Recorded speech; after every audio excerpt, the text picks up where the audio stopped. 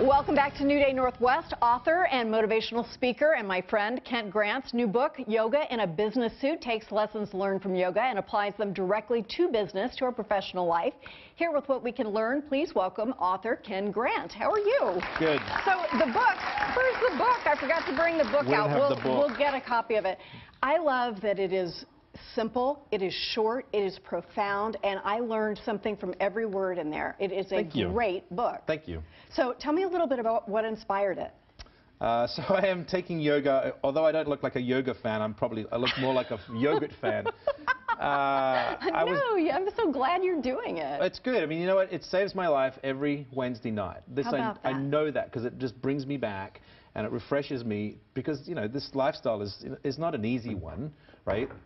Oh, there's the book. You asked for a book, and I love it. There it is. And there it is. It's my fault. I left it backstage, but I truly did really enjoy it. Go ahead. So I would take yoga, you know, and I'm starting to, you know, you listen to the gal, and you're listening, and you're doing all these things, and all of a sudden, one day it's like, you know what? She's using some of the words that I use in my profession as a branding guy. And then more and more, it's like, wait a second, I'm hearing more. Like, sometimes you just did that serendipitous moment. Worlds collide. Correct, and you're the one hearing it. You're like, is nobody else hearing this? So I'd literally end the yoga, run out to the counter at the gym, take down notes.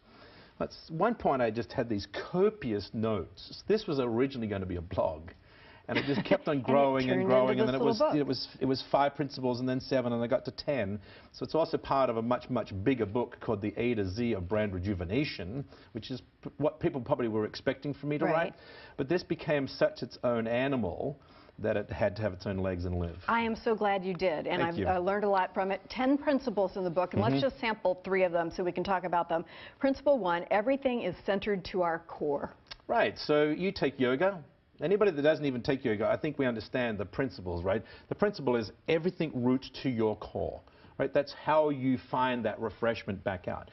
That was the very first word I heard her using. I was like, wait a second, I use that same word in my business with businesses, right? So many businesses, they're so worried and they're so quick to do advertising and tell the world who they are, they haven't discovered their own core. They don't even really know what it is. Correct, they don't even know what they are. They're just too busy telling you something, but they don't root to something, right? Same thing if you think of just about humans. We're so busy sometimes telling the world what we are that we lose what is at the core of us. So yes, that's the first one that literally just sort of wrote itself. That spoke to me because, as I told you, this is sort of my year for making my inside and my outside match. Good. And I really liked that idea very much. Okay, so another one, principle 4, is being present equals being relevant. So in my business, think about it, you know, most companies, the ones that get into trouble are probably no longer relevant. They've spent too much of their day worrying, living in the past. They can't live in the now, and they certainly don't live in the future, right? They can't even see the future. This is a moment that, you know, in yoga, you very much have to be present. Exactly. If you're not present, right, you're going to fall over. Correct. If you're not present, then you might as well not even be there, because you can't dial in yoga. Same principle goes for work. You can't dial in your business, right? Same thing goes for us as humans. You can't dial in who we are, so you have to be present. So the more you're present, like right now, the more you understand how it is that you can be relevant to the rest of the world. I just love that idea because it's letting go of the past, it's making the most of the present, and when you finally stop thinking about 100 things and really concentrate your full self on something, it is amazing what you can get done. So I think that is just a super profound idea. And principle 6, this surprised me so much. I want you to talk about it. You are not alone. Yeah, so a million times I've heard CEOs and leaders say, listen, it gets really lonely at the top. Up here at sea level, nobody knows what we're dealing with. I don't know who, correct. The principle comes from another part of the A to Z book, which was if you have the right people that you've hired around you, you should never be lonely. There's no reason for you in the entire universe to ever be lonely. You've hired the right people. If you're lonely and you've got those people around, get rid of them and bring in the people that you can see the moon and go, you know what, we're going to go up there. Yes, great. And they want to too. Because it takes a village. What if you're the employee and not the boss? How do you put that principle to work? I think it can be the same thing because employees, the number 2 reason that a person loves their job is camaraderie. Absolutely. Is community, right? People leave their jobs partially because of their boss, not partially, a lot of times because of their boss. Mostly, that's the majority of the reason, right? Correct. But also because they did not have a sense of community. They didn't feel the love. this has two sides, and I'm glad you asked that.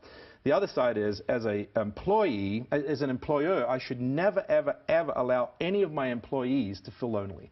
I should always be building this network of people who love to hang out with those other people.